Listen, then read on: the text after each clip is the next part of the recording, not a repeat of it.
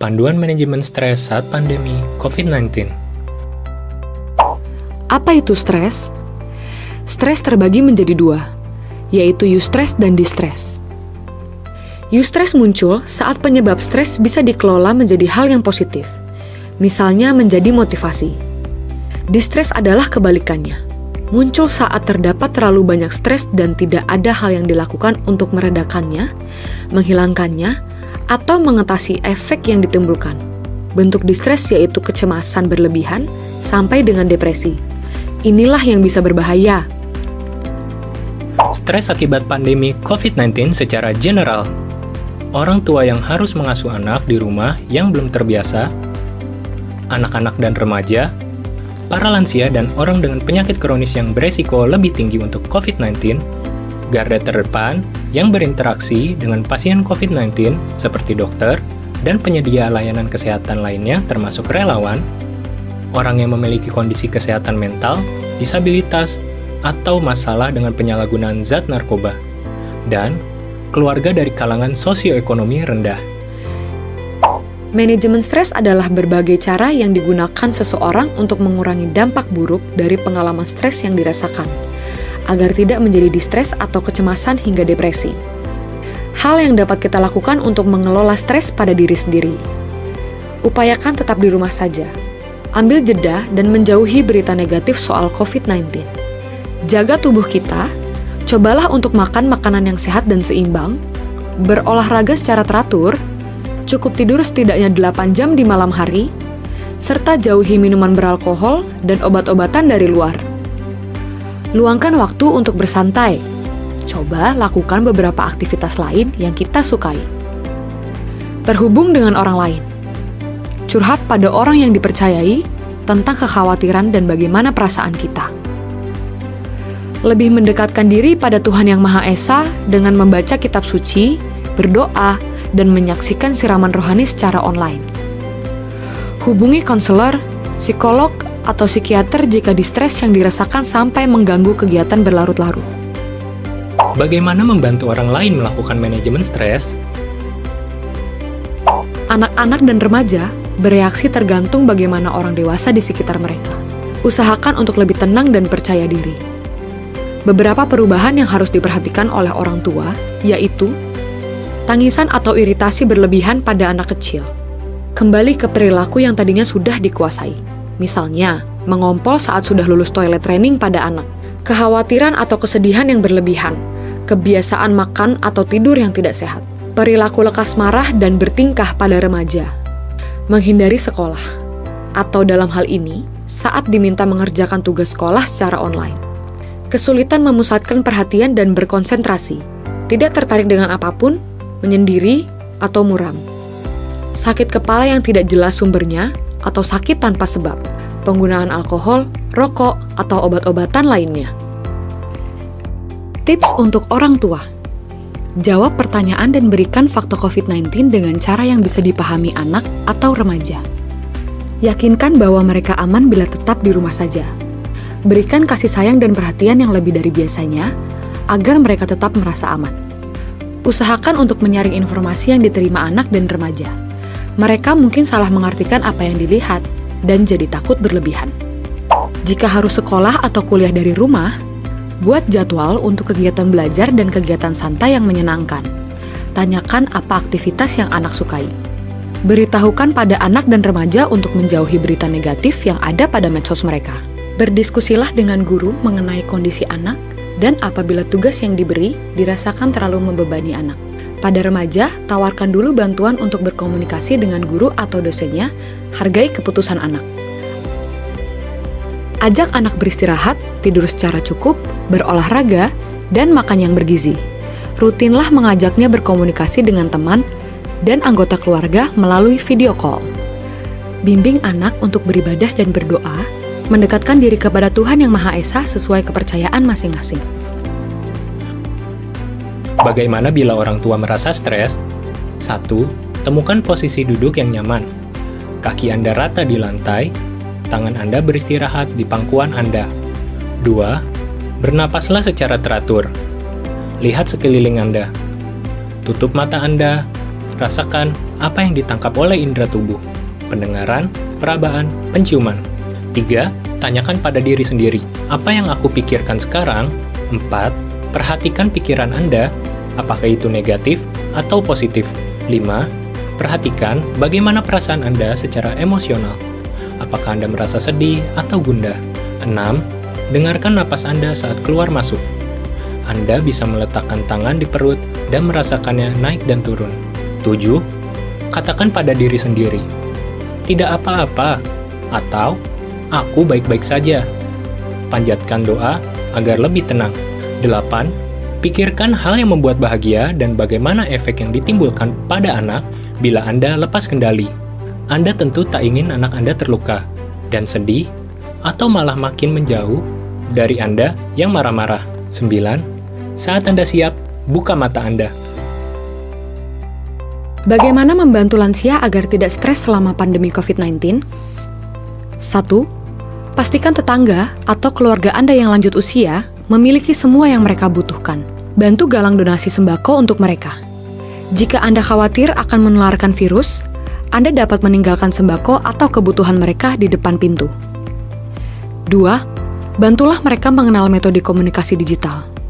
Ajarkan untuk menggunakan handphone. Rutinlah telepon untuk menanyakan kabar mereka.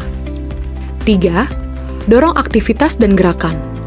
Pastikan lansia memiliki apa yang mereka butuhkan untuk terus menjalankan hobi dan minat mereka.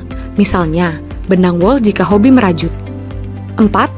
Edukasikan mengenai pandemi COVID-19 dan apa yang bisa mereka lakukan untuk melindungi diri mereka sendiri. 5. Untuk kerabat atau orang tua yang sudah lansia, upayakan tetap ada yang menemani. Tips berhemat agar tidak stres di kemudian hari. 1. Cari tahu informasi sedetail mungkin tentang aturan atau kebijakan yang telah dirilis oleh pemerintah termasuk perusahaan tempat bekerja. 2. Atur pengeluaran Anda. Pilihlah pengeluaran yang bersifat penting. Memasak dibandingkan membeli akan jauh lebih hemat. 3. Langsung bayar listrik, air, dan internet. 4. Siapkan uang tunai. Terlebih, kita tak disarankan untuk selalu keluar rumah. Sediakan uang tunai cukup banyak untuk membeli makanan atau kebutuhan lain di toko dekat rumah dan sebagai dana darurat. Simpan uang tersebut di tempat yang sulit dijangkau anak dan selalu cuci tangan dengan sabun habis memegangnya. Distance education. Tips mengajar dari rumah untuk guru atau dosen. Buatlah jadwal check-in bagi siswa atau mahasiswa. Atur waktu yang pas, bisa mengikuti jadwal yang memang ada sebelumnya, dan minta mereka untuk menyiapkan pertanyaan yang akan diajukan. Sebaiknya membuat chatting group sesuai mata pelajaran atau kuliah. Manfaatkan aplikasi video conference yang bisa diakses orang banyak sekaligus. Atur area kerja senyaman mungkin. Hindari bekerja dari kasur atau sofa yang terlalu empuk. Adakan kuis secara online. Usahakan untuk lebih komunikatif dari biasanya. Ajak siswa berdiskusi tentang kondisi mereka saat ini, karena bisa saja mereka mengalami kesulitan mengakses internet dan lain sebagainya. Berinisiatif untuk bertanya akan membuat mereka lebih terbuka dan menghindari hambatan pada proses mengajar ke depannya. Untuk mahasiswa, yuk simak tips produktif di rumah aja. 1. Konsumsi makanan sehat. Pastikan mengonsumsi makanan sehat dan bergizi yang rendah lemak, cukup karbohidrat, serta tinggi serat, protein, dan vitamin. Kurangi penyedap dan zat aditif lainnya. Lebih baik bila memasaknya sendiri. Plus, minum air putih minimal 8 gelas per hari. 2. Buat to-do list prioritasmu. Buat skala prioritas tugas agar semua tetap selesai on time dan tak jadi deadliner. Atur alarm untuk mengikuti semua jadwal perkuliahan online agar tak terlambat. Lebih bijak menghemat kuota dengan membatasi penggunaan medsos untuk keperluan belajar online. 3. Temukan hobi produktif. Kamu bisa baca-baca lagi buku yang sudah dibeli, tapi belum sempat diselesaikan. Atau mengulik hobi lama, asal tetap positif.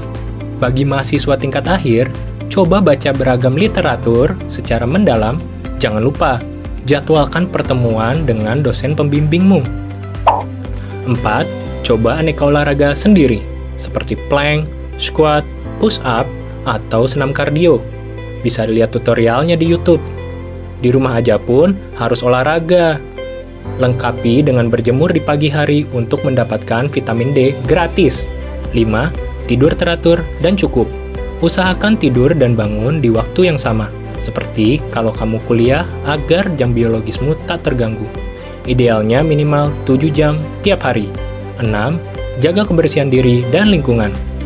Jangan lupa mandi dan bebersih kosan atau rumahmu agar tetap sehat.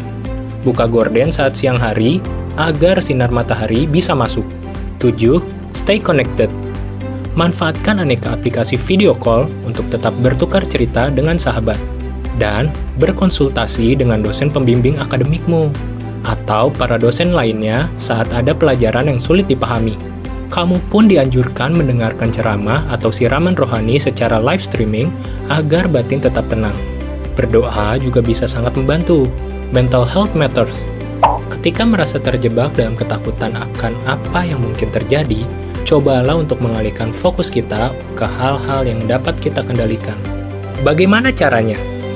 Upayakan untuk selalu di rumah. Hindari berpergian keluar rumah karena kita bisa tertular dan menjadi pembawa virus atau carrier walaupun tidak menunjukkan gejala. Saat ini kita diwajibkan menggunakan masker non-medis seperti masker kain sebagai bentuk pencegahan bila akan keluar rumah untuk mengurangi risiko penularan. Ganti setiap 4 jam sekali. Pemerintah telah membuat hotline bernama covid.19.go.id untuk memberikan informasi seputar virus corona yang valid. Bantu putuskan rantai penyebaran COVID-19. Seringlah mencuci tanganmu. Lebih baik menggunakan air mengalir dan sabun antiseptik ya. Kamu bisa pakai hand sanitizer atau tisu basah antiseptik bila tak bisa menemukan sumber air. Terapkan social distancing. Jaga jarak setidaknya 1 meter dengan orang lain. Hindari kumpul-kumpul dulu seperti rapat, nobar, ngopi-ngopi, dan lain-lain. Hindari menyentuh sekitar wajahmu. Tanganmu bisa jadi sudah menyimpan virus. Menyentuh wajah bisa membuatmu auto terinfeksi. Kamu batuk, pilek, sulit bernapas, dan atau demam? Coba karantina diri sendiri di rumah dan pakai masker kalau bepergian. Segera konsultasi ke dokter bila gejala tak membaik, setelah minum obat, beristirahat, dan makan makanan bergizi. Bagaimana prosedur yang harus dilakukan sebelum masuk ke rumah bila terpaksa keluar? 1. Pastikan tidak mengenakan alas kaki. Lepas alas kaki sebelum masuk pintu rumah. 2. Hancurkan masker sekali pakai untuk mencegah penyalahgunaan pihak tak bertanggung jawab. Bila menggunakan masker kain, cuci segera sampai bersih dengan deterjen. 3. Jangan menyentuh perabotan di rumah dan segera mandi. Letakkan dahulu semua barang yang dibawa dari luar pada suatu kotak dekat pintu masuk. Langsung lepas pakaian dan masukkan ke keranjang pakaian kotor. Segera mandi dan bilas semua area yang tidak tertutup saat keluar. 4. Sterilkan barang yang dibawa dari luar. Semprotkan desinfektan pada barang bawaan dari luar, termasuk HP, tas, dan dompet. Buang semua struk atau tanda pembelian yang dapat dibuang. 5. Barulah kamu boleh menyapa anggota keluarga. Tetap rutin pantau kondisi diri kita. Sebaiknya tetap memisahkan diri dan menjauh dari anggota keluarga atau physical distancing bila kita masih kerap keluar rumah. Akses layanan berikut bila merasa stres yang teramat berat. Silahkan menggunakan link di bawah ini untuk mendapatkan layanan psikologi COVID-19. Gugus Tugas Layanan Psikologi COVID-19 PP HIMSI. Stay safe and healthy.